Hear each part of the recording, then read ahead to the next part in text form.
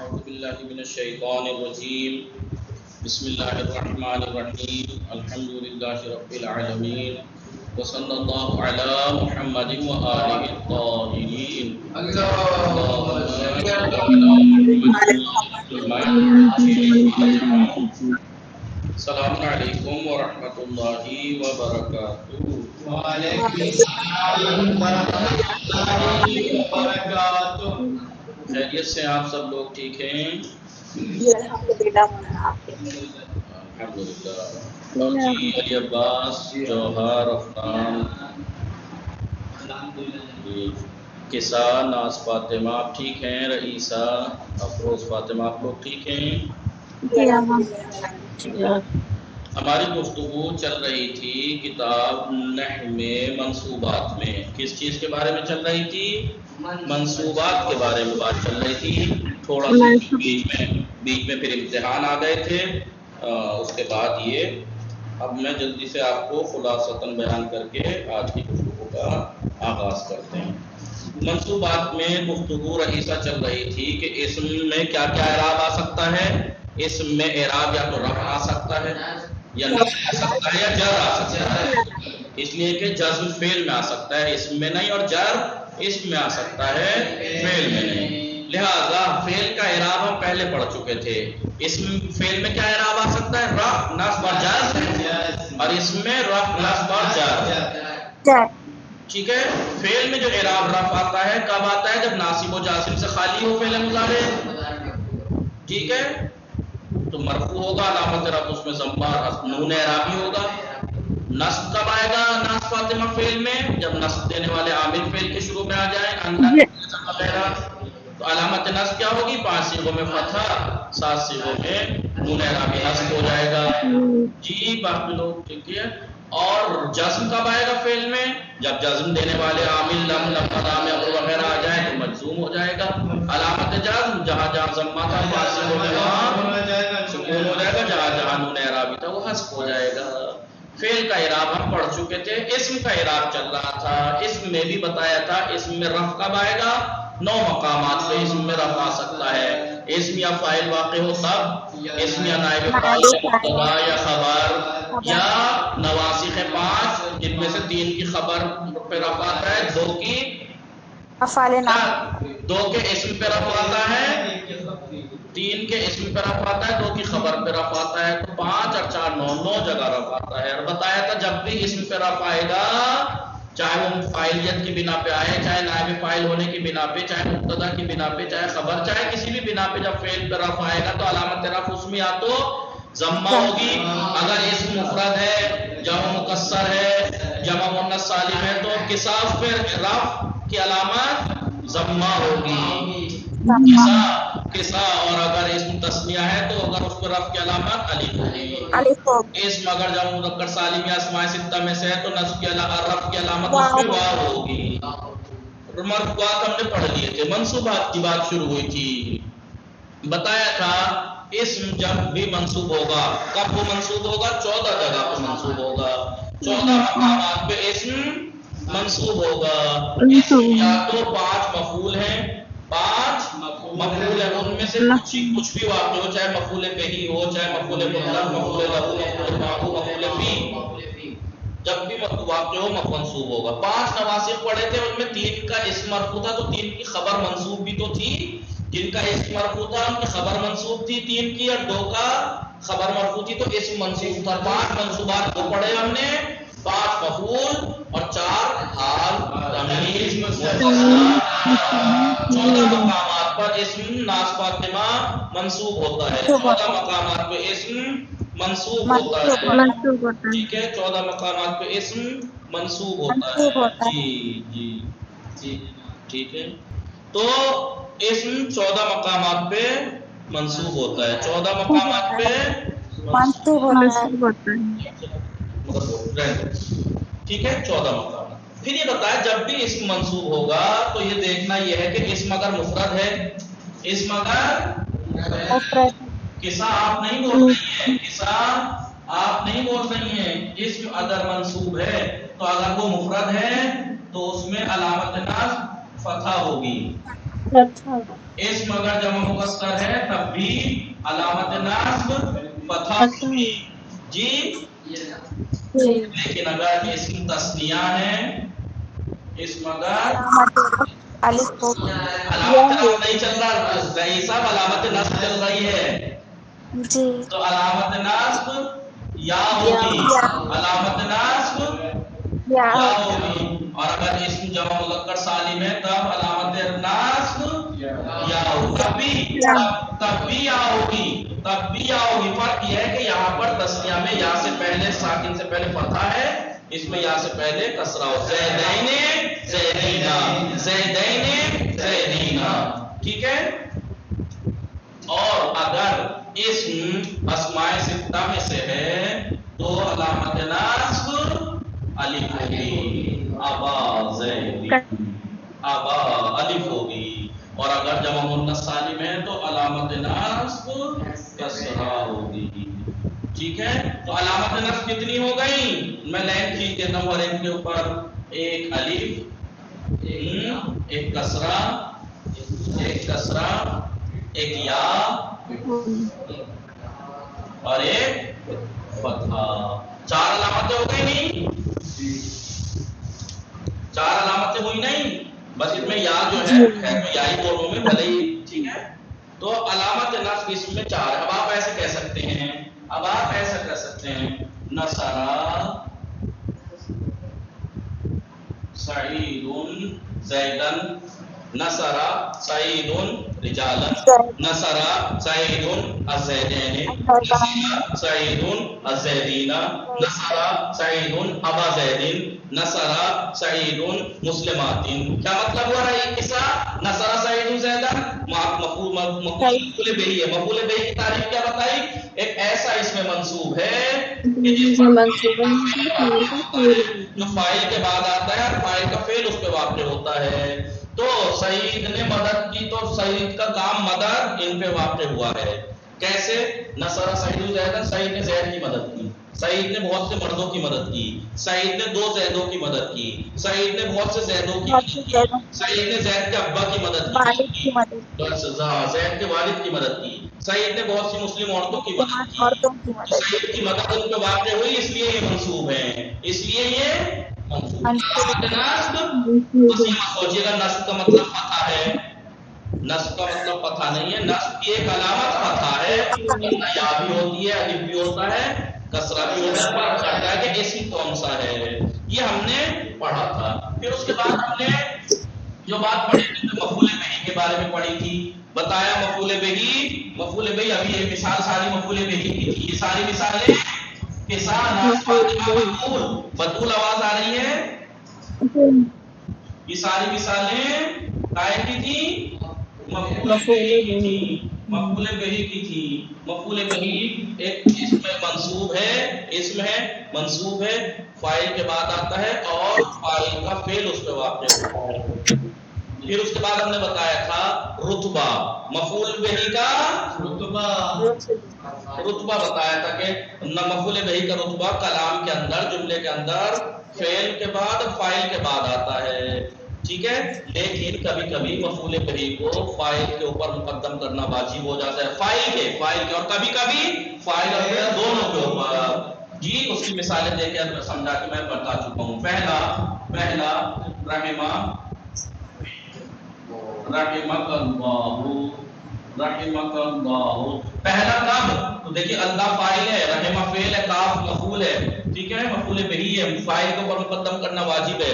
جب کبھی مفعول بہ کی ضمیر فعل سے متصل ہو اور فاعل اس میں ظاہر ہو تو مفعول بہ کو مقدم کرنا واجب ہے، اور وجہ کیا ہے مقدم کرنے کی میں پہلے بتا چکا ہوں، کیونکہ جب تک ضمیر کا متصل لانا ممکن ہو، منفصل لانا جائز نہیں ہے۔ اب اگر ہم اس مفعول بہ کو مقدم نہ کریں، بعد میں لائیں تو اس ضمیر کو ہمیں منفصل کرنا پڑے گا، اور اگر ممکن ہے متصل لانا تو پھر منفصل کیوں لائیں، لہذا مقدم کرنا واجب ہے۔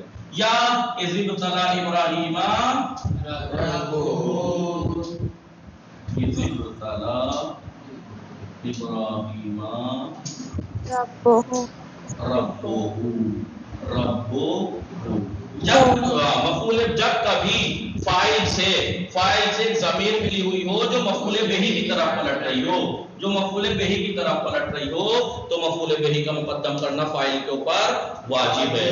فاعل کے اوپر مفعول بہی کا مقدم کرنا، اصل رتبہ مفعول بہی کا فاعل کے بعد ہے، لیکن کبھی کبھی مفعول بہی کو فاعل کے اوپر مقدم کرنا واجب ہو جاتا ہے۔ ان میں سے ایک جب مفعول کی ضمیر متصل ہو فعل سے، فاعل اس میں ظاہر ہو، دوسرا جب کبھی فاعل سے ناس فاطمہ ایک ضمیر ملی ہوئی ہو جو مفعول بہی کی طرف پلٹ رہی ہو، مفعول بہی کی طرف پلٹ رہی ہو۔ وجہ کیا تھی؟ میں نے وجہ بتائی تھی، کیونکہ مفعول بہی کا رتبہ فاعل کے بعد آتا ہے۔ اگر ہم لفظ میں بھی بات کر لے آئیں تو دو اعتبار سے بعد میں ہو جائے گا مفعول بہی، رتبتاً بھی لفظاً بھی، رتبتاً بھی لفظاً بھی۔ اور فاعل سے اگر ضمیر ملی ہوئی ہے، ضمیر کا ایک نیم ہے کہ ضمیر ہمیشہ ماں باپ کی طرف پلٹتی ہے۔ اگر ایسا کریں گے بات پہ آئیں گے تو ضمیر ماں باپ کی طرف پلٹے گی جو ضمیر کے نیم کے خلاف ہے۔ اس لیے مفعول بہی کا فاعل کے اوپر مقدم کرنا واجب ہے جب فاعل سے ضمیر ملی ہوئی ہو اور وہ مفعول بہی کی طرف پلٹ رہی ہو۔ سمجھ میں آیا رئیسہ ناز فاطمہ؟ جی۔ اس کے بعد کبھی کبھی مفعول بہی کو فاعل کے اوپر، کبھی کبھی مفعول بہی کو فاعل اور فعل دونوں پہ مقدم کرنا واجب ہو جاتا ہے۔ کب؟ دیکھیے آپ، کب ایاک نعبد، ایاک نعبد،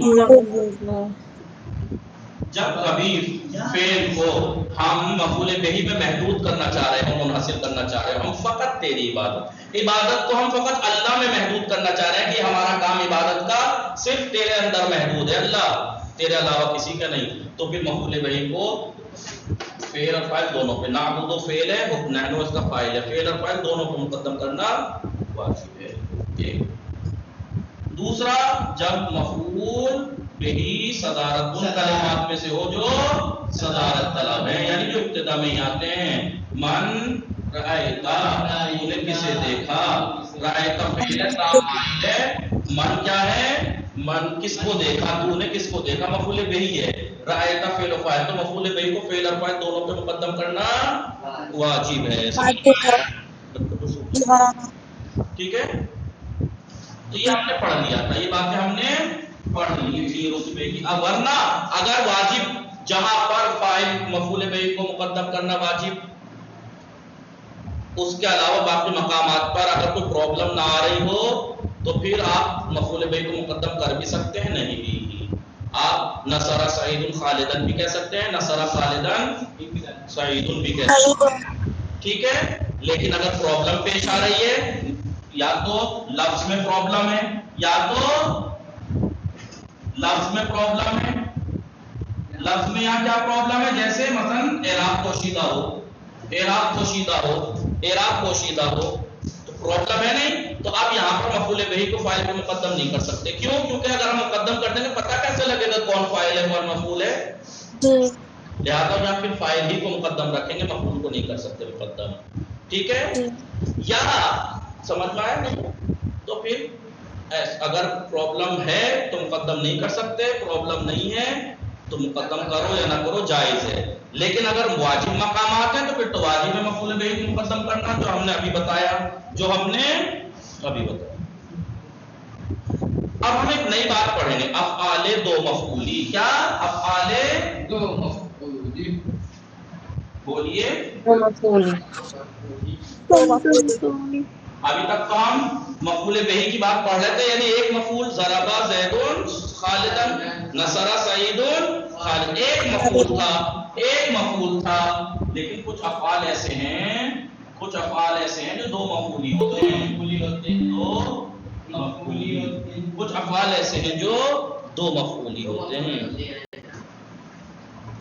ٹھیک ہے، کچھ افعال ایسے ہیں جو دو مفعولی ہوتے ہیں، افعال دو مفعولی۔ اب یہ افعال دو مفعولی بھی، افعال دو مفعولی بھی دو طرح کے ہوتے ہیں، افعال دو مفعولی بھی دو طرح کے ہوتے ہیں، افعال دو مفعولی بھی دو طرح کے ہو سکتے ہیں، وہ افعال کے جن کے دونوں مفعول دونوں مفعول، کچھ برتن گرنے کی آواز آ رہی ہے، مائک بند کر دیجئے. وہ افعال کے جن کے دونوں مفعول اصل میں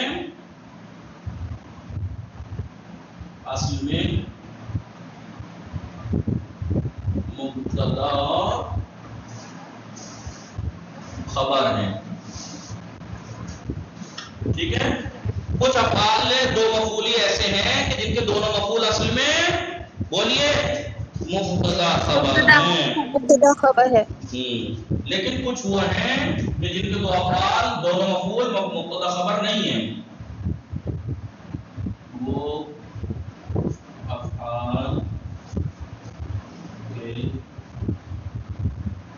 جن کے دو مفعول اصل میں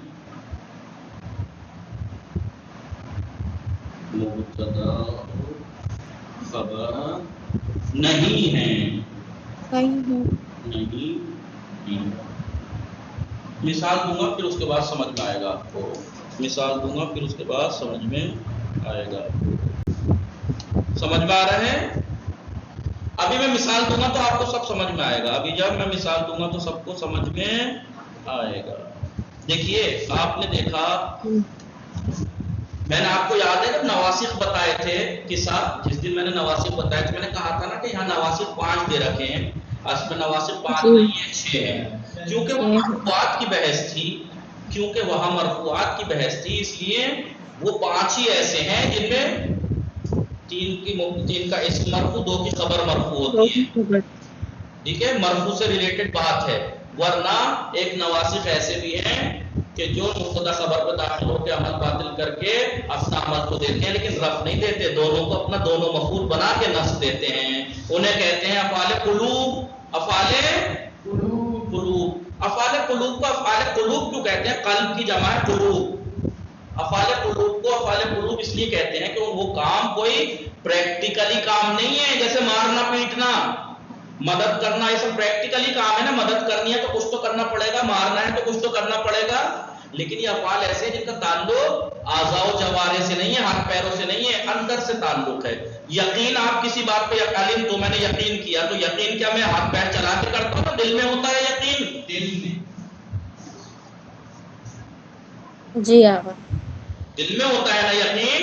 شک، جی. گمان، شک، گمان، یقین، یہ سارے کیا ہیں؟ دل سے تعلق رکھتے ہیں نا، اندر یا باہر. آپ کو جب یقین ہوتا ہے تو ہاتھ پیر چلا کے ہوتا ہے، پیٹ پاٹ کے یا کچھ کر کے نہیں. یہ وہ کام ہے، یہ وہ کام ہے جو جن کا تعلق قلب سے ہے، اس لیے انہیں افعال قلوب کہا جاتا ہے. کیا کہا جاتا ہے؟ افعال قلوب. مثال کے طور پر آپ دیکھیے، آج کی مبتدا خبر کیا تھی؟ زیدن قائم. زیدن رئیسہ، زیدن قائم مبتدا خبر یاد ہے؟ ہاں، وہاں پہ میں نے بتایا تھا کہ نواسخ لغوی معنی ہے نواسخ کی کہ نواسخ، ناسخ کی جمع ہے باطل کرنے والے، کنڈم کرنے والے. اصطلاحی تعریف کیا ہے؟ نواسخ کچھ کلمات ہیں، کچھ دیکھیے میں فعل نہیں کہہ سکتا کہ کچھ فعل ہیں کیونکہ اس میں حرف بھی ہیں، معاملہ شبیہ پہ ایسا ہے، حروف مشبہات. میں یہ بھی نہیں کہہ سکتا کہ نواسخ کچھ حروف ہیں، حروف بھی نہیں کہہ سکتا کیونکہ اس میں افعال قلوب، افعال ناقصہ، افعال مقاربہ، فعل بھی ہیں. اس لیے نہ فعل کہو نہ حرف، کیونکہ نواسخ کچھ کلمات ہیں، کچھ کلمات ہیں جو مبتدا خبر پہ داخل ہوتے ہیں اور ان کے اپنے عمل کو باطل اپنے کر عمل کر کو نہیں، مبتدا خبر کے عمل کو باطل کر کے اپنا عمل دیتے اپنا ہیں. عمل دیتے ہیں، اپنا مبتدا کو اپنا اسم بنا کر، خبر کو اپنی خبر بنا کر خبر بنا کے. اعراب دیتے ہیں. اعراب دیتے ہیں. کیا اعراب دیتے ہیں؟ اعراب کے اعتبار سے یہ 2 طرح کے ہیں. وہ جو ہم بتائیں کچھ اسم کو رفع خبر کو نصب، کچھ اسم کو نصب خبر کو رفع دیتے ہیں. لیکن افعال قلوب جو ہیں یہ، جیسے مثال کے طور پر علم کو مبتدا خبر کا عمل باطل کر دیا، داخل ہو کے اس پہ داخل ہو کر مبتدا کو اپنا اسم بنا کر نصب، اور نہیں مبتدا یہاں یہ اسم خبر نہیں بناتا ہے، نواسخ میں سے یہ، لیکن یہ مبتدا خبر کو اپنا اسم خبر نہیں بناتا، بلکہ مبتدا خبر دونوں کو اپنا 2 مفعول بنا لیتا ہے. کیا بنا لیتا ہے؟ مفعول. علم تو زیدن قائمن، علم تو زیدن قائمن، میں نے زید کو کھڑا ہوا مانا. مانا بھی ماننا جو ہے وہ دل سے ہے نا، یقین کیا، یقین کیا. جی تو یقین کے معنی تو انہیں کہتے ہیں افعال قلوب. اور افعال قلوب خود دو طرح کے ہیں. افعال قلوب دو طرح کچھ یقین کے معنی میں ہوتے ہیں، کچھ گمان کے معنی میں، کچھ گمان کے معنی میں. ٹھیک ہے. مثلا زنن تو زیدن قائمن، میں نے زید کو کھڑا ہوا گمان کیا. کھڑا ہوا گمان اور یقین میں فرق ہے نا. 80% 80-20 کا اگر مارجن ہے، اگر آپ کو 80% لگ رہا ہے کہ ہاں یہ بات ایسی ہے، 20% ڈاؤٹ ہے، تو اسے گمان کہیں گے. میں نے زید کو یعنی 100% نہیں ہے. اور شک ہوتا ہے 50-50، شک ہوتا ہے 50-50 کسی چیز کے بارے میں 50-50 ہاں بھی اور نہ میں بھی برابر شک، تو اسے کہتے ہیں شک. لیکن اگر تھوڑا سا اوپر نیچے ہو جائے 80% 20% یا 75% 20%، تو پھر جو 80% رجحان اگر ہاں کی طرف ہے تو ادھر گمان ہے، اور اگر نہ کی طرف ہے تو ادھر گمان ہے آپ کو. اور یقین 100% ہوتا ہے. جی علم تو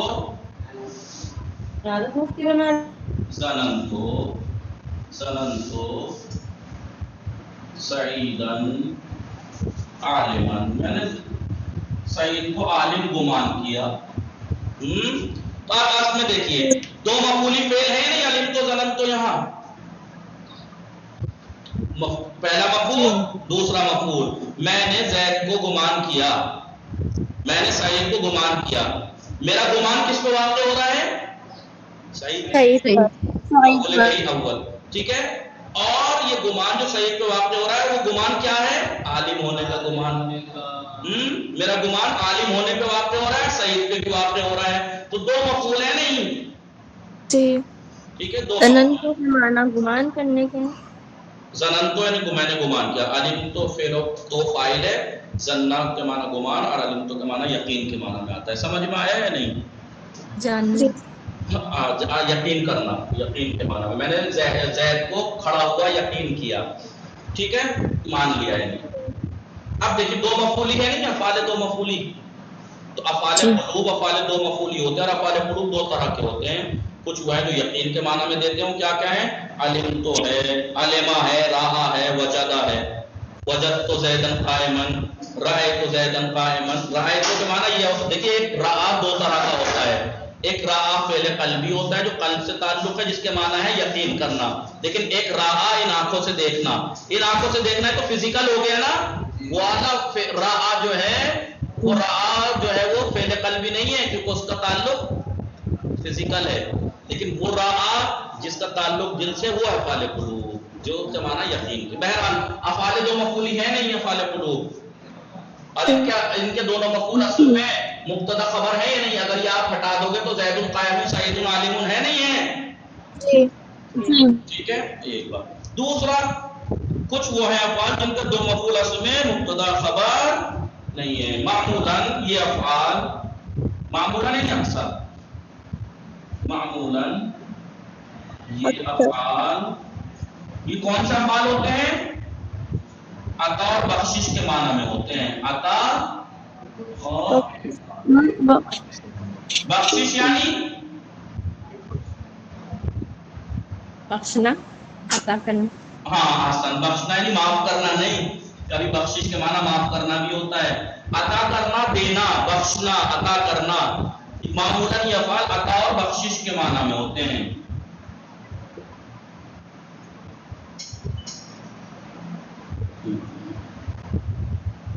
دیکھیے میں مثال دوں سب سمجھ میں آئے گا. انا مثال قرآن سے دے دوں. انا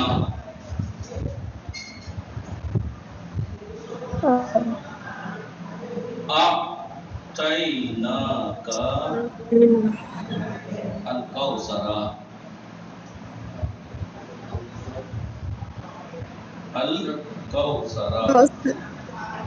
آتا فعل ہے نہیں ہے، نہ اس میں فاعل ہے. 14واں صیغہ آتینا، ہم نے عطا کیا. تو ہمارا عطا کرنا فعل کس پہ واقع ہو رہا ہے؟ کا، تم پر. اے رسول تم کو ہم نے عطا کیا. تو اللہ کا یہ کام عطا کرنے والا کام کس پہ واقع ہو رہا ہے؟ رسول کے اوپر کا. اب یہ عطا کیا کیا ہے؟ عطا کوثر عطا کیا. تم کو کوثر عطا کیا. تو کا مفعول اول ہے، کوثرہ مفعول دوم ہے، دونوں مفعول ہے یہ. لیکن کیا اگر ہم آتینا ہٹا دیں تو کیا ایاک الکوثرہ، ایاک الکوثرو آپ کوثر ہیں، یہ مبتدا خبر تھوڑی بن سکتا ہے کیونکہ معنی سے نہیں بیٹھ رہا ہے. ٹھیک ہے. اصل میں کیا ہے؟ یا مثال کے طور پر ایک اور مثال دوں. کیا مثال دوں؟ وَهَبَ اللَّهُ الْإِنسَانَ. وَهَبَ فعل ہے یا نہیں؟ ناس فاطمہ جی اگر وَهَبَ فعل، اللہ فاعل ہے نہیں؟ کیسے پتا؟ رئیسہ کیسے پتا اللہ فاعل ہے؟ علامت رفع ضمہ ہے. لفظ سے بھی اور معنی سے بھی. لفظ سے کیسے پتا لگا؟ کیونکہ علامت رفع اس میں ضمہ دکھ رہی ہے. معنی سے کیسے پتا لگا؟ کیونکہ مرفوع ہے جو فعل معذوف کے بعد واقع ہوا اور ہبہ کرنے کی نسبت اللہ کی طرف دی جا رہی ہے. اللہ نے ہبہ کیا، ہبہ کیا یعنی بخشا، عطا کیا، بخشا عطا کیا، اللہ نے بخشا عطا کیا. ٹھیک ہے.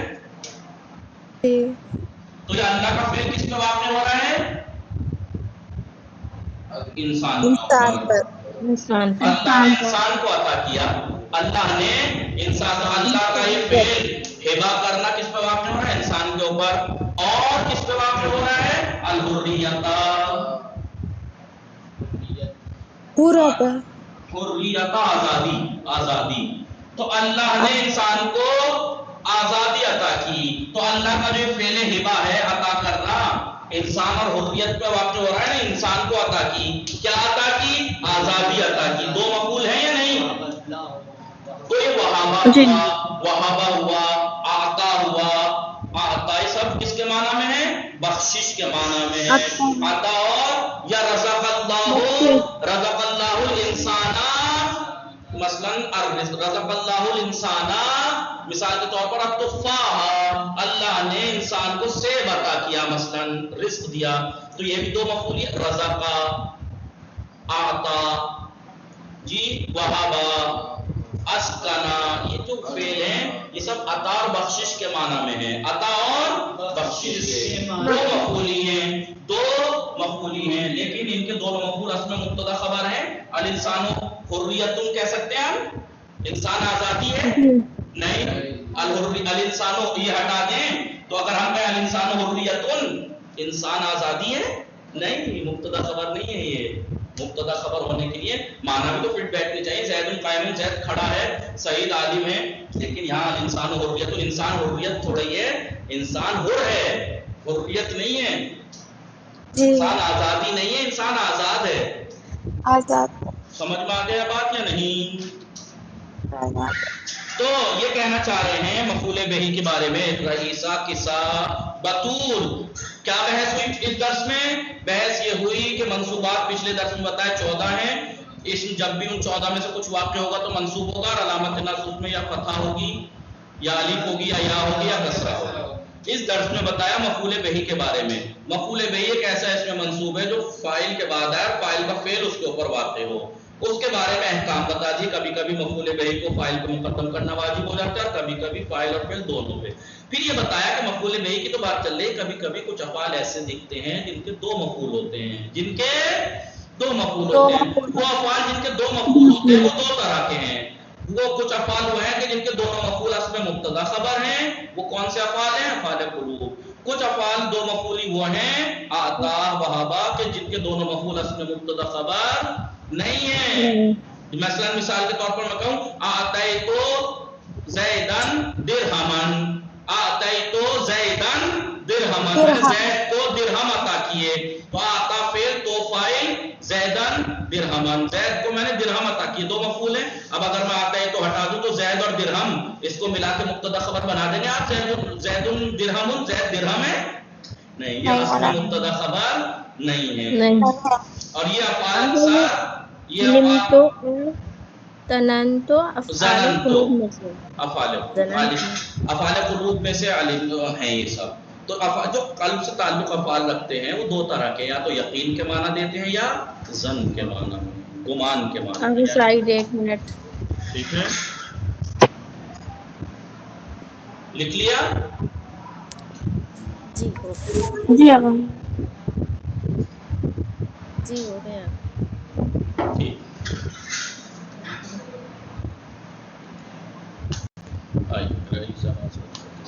آئیے درس دوازدہ منصوبات. اب بتایا نا 14 مقامات پہ اسم منصوب ہوتا ہے، وہ 14 مقامات اب گنائے.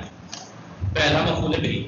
اب انہوں نے کہا پیش از پیرامون مواضع نصب اسم کے نصب کے مقامات کے بارے میں بحث سے پہلے، اسم کے نصب کے مقامات، اسم کے نصب کے 14 مقامات ہیں نا، ان مقامات سے پہلے اس بحث سے پہلے لازم ہے کہ ہم پہلے علامت نصب در اقسام اسم کی مختلف قسموں میں اسم کی نصب کی علامت کیا ہوگی اس سے آشنا ہو جائیں. بتایا اسم کے نصب کی علامتیں اصل میں تو فتحہ ہے، لیکن بعض مقامات پہ الف یا اور کسرہ فتحہ کی نیابت کرتے ہیں، اس کے بدلے آتے ہیں. فتح کے بدلے الف کہاں آتا ہے؟ اسماء ستہ میں علامت نصب.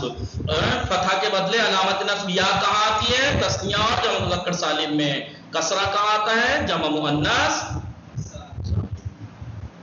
جب تک آپ ساتھ نہیں دیں گے تو کیسا لگے گا؟ بولیے. فتح کہاں ہوگا؟ اس میں مفرد میں جیسے سعیدن اور جمع مقصر میں جیسے رجال. الف علامت نصب کہاں ہوگی؟ اسماء ششگانے، چھ اسماء میں. جو جب یہ فاعل واقع ہو رہے تھے مرفوع تھے تو ابو ہو اخو ہو تھا، لیکن جب منصوب ہوں گے تو ابا ہو اخا ہو ہما ہو ابا ہو یہ ہو جائیں گے. ٹھیک ہے. یا جو ہوگی تسنیہ میں ہوگی جیسے مؤمنین، اور جب مذکر سالم میں ہوگی جیسے مومنین. مومنینا. ٹھیک ہے. جی.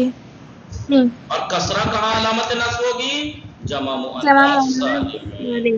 جمع مؤنث جیسے مسلمات. اگر مسلمات مومنات 3 ہیں اور اگر الف لام ہو تو الف لام کے ساتھ تنوین نہیں آتی تو المؤمنات. اب اسم کے نصب کے مقامات 14، 5 تو مفعول ہیں. دیکھیے مفعول بہی سے لے کے مفعول مطلق، مفعول بہی، مفعول لہو، مفعول. جب بھی اسم رئیسہ مفعول بہی واقع ہوگا منصوب ہوگا. اب تک ساری مثالیں مفعول بہی کی دیتے چلے آ رہے ہیں. اسم جب بھی منصوب ہوگا کب ہوگا؟ جب وہ مفعول لہو ہوگا. اسم جب بھی مفعول فی واقع ہوگا منصوب ہوگا. اسم جب بھی مفعول معہ واقع ہوگا تو منصوب ہوگا. اسم جب مفعول مطلق واقع ہوگا منصوب ہوگا. ہاں تمیز مستثنی اور 5 وہ نواسخ آپ کو یاد ہیں جن میں سے 2 کی خبر 3 کی خبر منصوب ہے. بھائی 3 کا اسم مرفوع ہے تو خبر منصوب ہے نا؟ نہیں 3 کی خبر، یہاں مرفوعات کی بات چل رہی ہے، منصوبات کی چل رہی ہے. 3 کا اسم مرفوع ہے تو ان کی خبر منصوب ہے، اور 2 کا اسم منصوب ہے. حروف مشبہۃ مفعول لا نفی جنس کی اسم.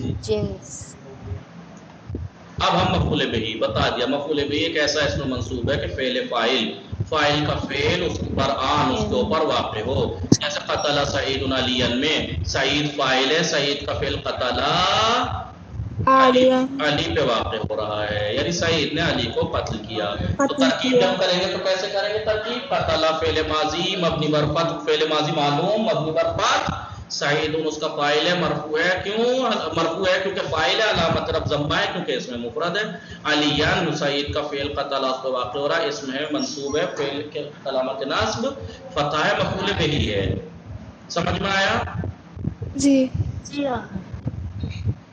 در مثال بالا، اوپر کی مثال میں بالا والی اوپر والی مثال میں فعل قتلا فعل توسط سعید کے ذریعے سے کہ جو کہ فاعل ہے سعید، بر علی کے اوپر جو کہ مفعول بہی ہے واقع شدہ واقع ہوا ہے. ٹھیک ہے جی. ترتیب فعل فاعل مفعول. فعل فاعل مفعول کی ترتیب کیا ہے؟ بطور معمول معمولاً در جملہ جملوں میں ابتدا فعل، سپس پہلے فعل آتا ہے، پھر فاعل، سپس افعال، اس کے بعد مفعول بہی لایا جاتا ہے. خلق اللہ العالم، اللہ نے کائنات کو خلق کیا. دیکھیے پہلے فعل آیا خلقا، پھر فاعل آیا، پھر مفعول بہی. لیکن کبھی کبھی ممکن ہے مفعول بہی فاعل کے اوپر وحتی و یا حتی اور یہاں تک کہ فاعل اور فعل دونوں پر مقدم ہو. یہاں پر درینجا یہاں پر بے بیان برقی از موارد تقدم اشارے میں کنیم. یہاں پر ہم تقدم کے بعض مقامات کی طرف اشارہ کریں گے. موارد وجوبی تقدم مفعول بہی بر فاعل، مفعول بہی کے فاعل کے اوپر مقدم ہونے کے وجوبی مقامات جہاں پہ واجب ہے مقدم کرنا. پہلا ہنگامی کے مفعول بہی ضمیر متصل بے فعل و فاعل اس میں ظاہر باشد. جب بھی مفعول بہی ضمیر متصل ہو اور فاعل اس میں ظاہر ہو تو مفعول بہی کو فاعل پہ مقدم کرنا واجب ہے. رحمہ کا میں رحمہ فعل ہے، کا مفعول بہی مقدم ہے اور فاعل اللہ فاعل مؤخر ہے. ترکیب ایسے کریں گے، مفعول بہی مقدم، فاعل مؤخر. ابھی کہہ رہے ہیں ہنگامی کی دوسری وہ جگہ کہاں گنائی؟ ہنگامی کے ضمیر بازگشت کنندے بے مفعول بہی، جس وقت ضمیر بازگشت کنندے بے مفعول بہی، مفعول بہی کی طرف پلٹنے والی ضمیر، مفعول بہی کی طرف پلٹنے والی ضمیر فاعل سے متصل ہو، یعنی فاعل سے ضمیر ملی ہوئی ہو جو مفعول بہی کی طرف پلٹ رہی ہو. ربہ میں رب فاعل ہے، اس سے ایک ضمیر ملی ہوئی ہے جو مفعول کی طرف پلٹ رہی ہے تو مفعول بہی کا مقدم کرنا واجب ہے. وَإِذِ ابْتَلَىٰ إِبْرَاهِيمَ مفعول بہی مقدم، رب فاعل مؤخر، ہو وہ ضمیر ہے کہ جو مفعول بہی کی طرف پلٹ رہی ہے. سمجھ میں آیا؟ تو یہاں پر مفعول بہی کا مقدم کرنا فاعل کے اوپر واجب ہے. اب فاعل ہی نہیں، فاعل اور فعل دونوں پہ مقدم کرنا واجب. موارد وجوبی تقدم مفعول بہی پر فعل و فاعل، مفعول بہی کے فعل اور فاعل دونوں کو پر مقدم ہونے کے وجوبی مقامات. ہر گاہ بخواہیم جب بھی ہم یہ چاہیں کہ فعل را در مفعول بہی منحصر کنیم، جب بھی ہم فعل کو مفعول بہی میں محدود کریں، منحصر کریں، تب ایاک نعبد، ایاک ضمیر منفصل ہے، مفعول بہی مقدم ہے، نعبد فعل ہے، نحن فاعل ہے. ہم فقط تیری عبادت کرتے ہیں. محدود کر دیا عبادت کو اللہ میں. جی. ہر کا مفعول بہی از اسماء صدارت طلب باشد، جب بھی مفعول بہی ان اسماء میں سے ہو جو صدارت طلب ہیں. اسماء صدارت طلب کسے کہتے ہیں؟ اسمائی ہستن وہ اسم ہیں کہ دائماً جو ہمیشہ در صدر ابتدا میں اور آغاز جملہ میں آتے ہیں، جیسے اسماء استفہام ہیں، اسماء شرط ہیں. یہ من رأیتا، من استفہام ہے، اس میں استفہام ہے، مفعول بہی مقدم ہے، رأیتا فعل اور تا فاعل ہے. ٹھیک ہے. ما تاکل آکل اسماء شرط ہے نہیں، جو دو اسماء شرط یاد ہے نہیں جو دو فعل کو جزم دیتے ہیں، جازم ہے. یہ ایک کو شرط بنا کے جزم دیتے ہیں، دوسرے کو جزا بنا کے، لیکن یہ کیا ہے؟ مفعول بہی مقدم ہے. جو کچھ تو کھائے گا وہ میں کھاؤں گا، جو کچھ یہ مفعول بہی. ترکیب ایاک نعبد، ایاک ضمیر منفصل ہے، مبنی بر فتح ہے، مفعول بہی مقدم ہے فعل اور فاعل کے اوپر. محلاً منصوب ہے کیونکہ مبنی ہے نا تو محلاً منصوب ہے.